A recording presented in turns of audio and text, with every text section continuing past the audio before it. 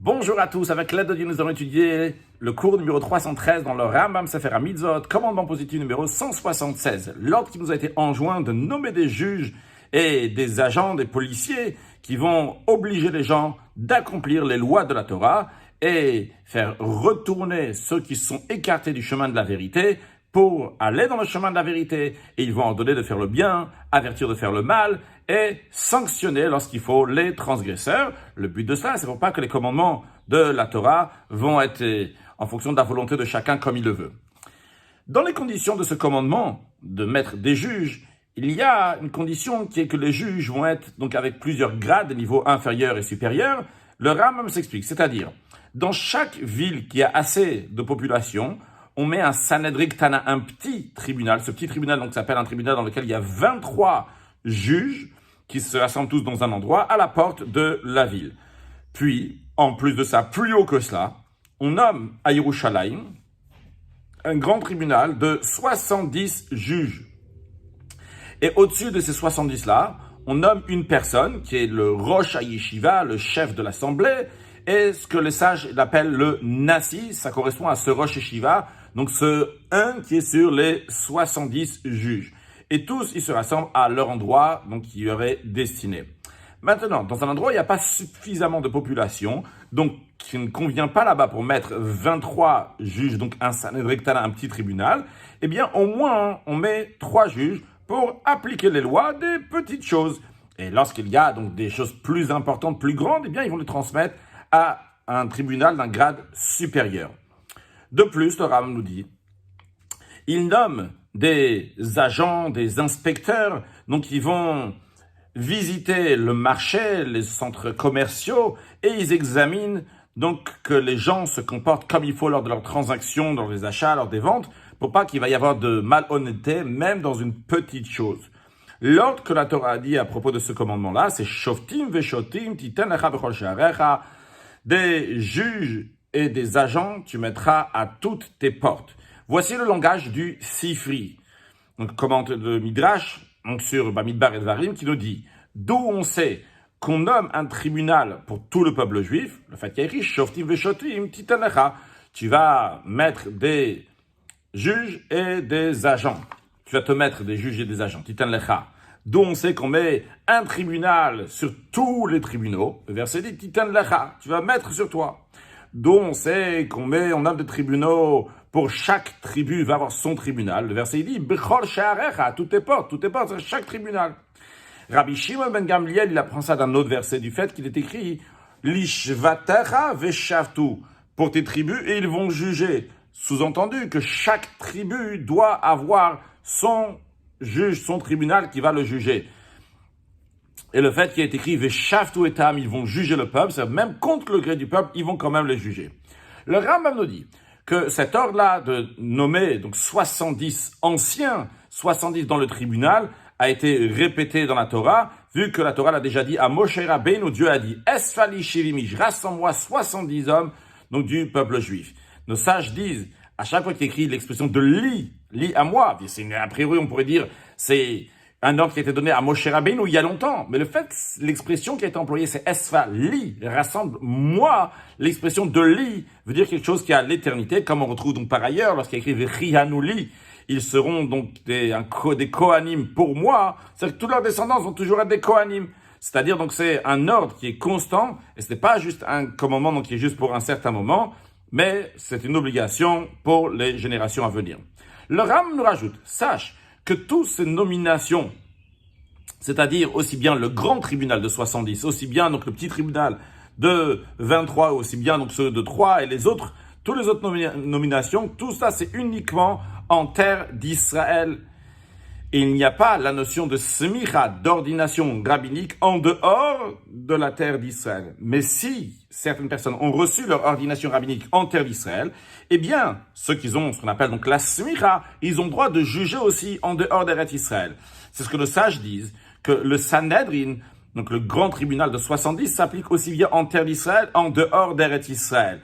Donc le Rambam veut nous dire, c'est uniquement s'ils ont reçu leur ordination rabbinique en terre d'Israël. Mais quand même, le Rambam nous dit, un point à savoir, que même lorsqu'il y a le grand tribunal, quand est-ce qu'ils peuvent juger la peine capitale de condamner à mort quelqu'un? C'est uniquement lorsqu'il y a le temple. Et il ne peut pas juger les lois donc, de condamnation à mort, que ce soit ni en Eretz Israël, ni en dehors d'Eretz Israël, s'il n'y a pas le temple. Comme le Rambam dit, comme on a expliqué dans notre introduction, le Rambam fait référence à sa règle numéro 14 qu'il a déjà expliqué. Voici le langage du Sifri à propos de celui qui a frappé quelqu'un par inadvertance, il a tué quelqu'un par inadvertance. Il y a écrit Ve'ayu el lachem lechukat mishpat ledorotechem bechol moshvotechem. Ça sera pour vous une loi éternelle pour vos générations dans tous vos lieux de résidence. Là-bas, donc on parle des villes de refuge. Quand quelqu'un l'a tué par inadvertance, eh bien, il va dans une ville de refuge. Et le Midrash nous dit, le fait qu'il y a écrit Bechol Moshvotechem dans tous vos lieux de résidence, c'est pour nous dire aussi bien en terre d'Israël, aussi bien en dehors d'Eretz Israël. Ah, on aurait pu penser que les villes de refuge aussi vont s'appliquer en dehors d'Eretz Israël. Le verset, il dit, cela, pour nous dire que uniquement cela, en ce qui concerne les juges, on les applique aussi bien en Eretz Israël et en dehors d'Eretz Israël, ils peuvent faire la loi. En revanche, les villes de refuge, ils ne s'appliquent uniquement en terre d'Israël. Les lois de ce commandement-là ont déjà été expliquées dans le traité Sanhedrin. Commandement négatif numéro 184. L'interdiction au grand tribunal ou bien au Rosh HaGalut, donc au chef de gens quand ils étaient en exil, il y avait des Rosh HaGalut, donc des chefs d'exil. Alors, en tous les cas, ceux qui ont la possibilité de nommer des juges, ils n'ont pas le droit de nommer un juge qui n'est pas compétent dans la sagesse de la Torah. Et la raison pourquoi ils vont vouloir le nommer un juge, parce qu'il a des grandes qualités. C'est interdit. On ne regarde pas des qualités autres que les qualités donc de Torah. On regarde s'il a la compétence dans l'étude, dans la sagesse de la Torah. Il connaît les commandements positifs, les commandements négatifs et son comportement qui correspond à toutes ces choses-là.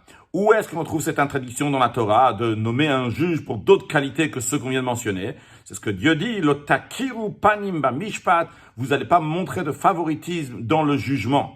Voici le langage du Sifri. Lo takiru panim bamishpat. Ce verset qui dit, vous n'allez pas faire de favoritisme dans le jugement. Il s'agit de quelqu'un qui a la possibilité de nommer les juges et qui va nommer un juge pas comme il le faut. Le Rambam explique, c'est-à-dire que cette interdiction-là, elle est à quelqu'un qui a la possibilité de nommer un juge sur le peuple juif et il n'a pas le droit de le nommer pour d'autres qualités que les qualités que nous avons mentionnées. Nos sages disent, peut-être quelqu'un qui a la possibilité de nommer un juge, il va dire, ah, cet homme-là, il est beau, je vais le mettre juge. Cette personne-là, elle est forte, je vais la nommer juge. Cette personne-là, c'est mon proche de famille, je vais le nommer juge. Cette personne-là, elle m'a prêté de l'argent, je vais le nommer juge. Cette personne-là, elle connaît beaucoup de langues, je vais le nommer juge. Et si on fait ça, il se trouve que cette personne-là, elle va condamner l'innocent et elle va acquitter le coupable. Non pas parce que cette personne-là, c'est un rachat, c'est un méchant, c'est un mécréant, mais tout simplement parce qu'il ne connaît pas la loi. C'est la raison pour laquelle il est écrit « Lo takiru panim bamishpat » vous ne montrerez pas de favoritisme dans le jugement. Commandement positif numéro 175. L'ordre qui nous était enjoint d'aller d'après la majorité. C'est-à-dire que s'il y a un désaccord entre les sages, quelle que soit la loi de la Torah, sur certaines lois de la Torah, eh bien on va aller d'après la majorité. Il en est de même aussi, lorsque deux personnes viennent au tribunal et ils ont un litige, par exemple, Rouven il dit comme ça et Shimon il dit comme ça, et les témoins, les juges ne sont pas tous d'accord quelle est la loi, eh bien on va aller d'après la majorité. C'est ce que Dieu dit, Acharei Rabim Lehatot, donc d'après la majorité, on va faire pencher la balance, donc va décider. Il est dit clairement dans le traité Choulin que Rouba, la notion de la majorité, c'est Mideoraita, c'est de la Torah. Les lois de ce commandement-là ont été expliquées dans plusieurs endroits dans le traité Sanhedrin. Un mot de Chassidut, le Rabbi explique que le Mechilta que nous avons vu, le Sifri que nous avons vu, qu'on aurait pu penser que les villes de refuge sont aussi bien en Eretz Israël, en dehors d'Eretz Israël. On dit non, il y a uniquement les juges qui sont en Eretz Israël, en dehors d'Eretz Israël. Sur le sens spirituel des choses, lorsqu'il s'agit donc d'une ville de refuge, elle doit se trouver en Eretz Israël. Pourquoi? Parce que il s'agit ici de trouver une kapara, un pardon pour la personne. C'est pour ça qu'il va aller dans les villes de refuge. Mais pour cela, il y a besoin que la personne, elle est en Eretz Israël. Eretz, du langage de Ratson, de la volonté de Eretz Israël, la volonté de faire ce que Akadosh Baruch Hu demande de faire. En revanche, si quelqu'un n'est pas en Eretz Israël, alors à ce moment-là, il ne veut pas avoir de kapara. Ça veut dire que tu ne fais pas la volonté de Akadosh Baruch Hu, tu veux avoir une kapara, un pardon, c'est pas possible. En revanche, en ce qui concerne les juges ils sont aussi bien en Eretz Israël et en dehors d'Eretz Israël. Pourquoi? Parce que les juges doivent se mettre dans les chaussures de la personne où il se trouve. Et si le juge n'est pas en Chutz La'aretz, en dehors d'Eretz Israël, il ne peut pas savoir quelles sont les épreuves et les difficultés de cette personne. Donc il faut aller à l'endroit où se trouve la personne pour pouvoir le juger. Comme il est dit,